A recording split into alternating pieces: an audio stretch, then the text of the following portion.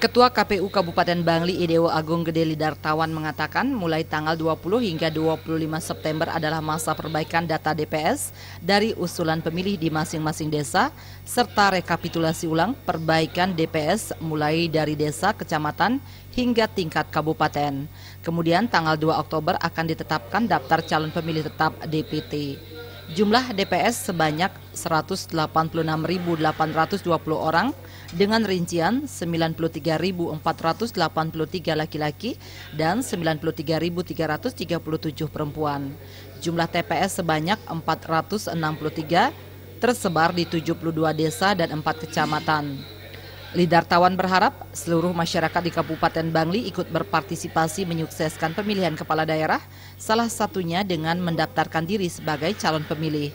Hingga nantinya tidak ada satupun masyarakat Bangli yang tidak terdaftar dalam Pilkada 9 Desember mendatang.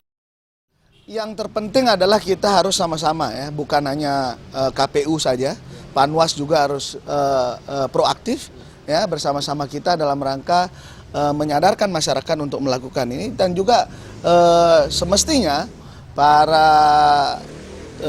anggota tim ya jika menemukan hal-hal tersebut di lapangan pada saat misalnya mereka sosialisasi atau kampanye menemukan hal-hal itu, ya saat inilah saatnya kita harus care bersama supaya tidak satupun penduduk Bangli tidak terdaftar dalam DPT.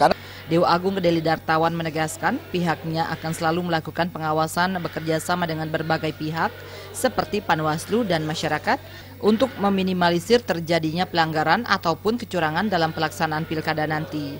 Desak Aryani dan Ratne, Bali TV.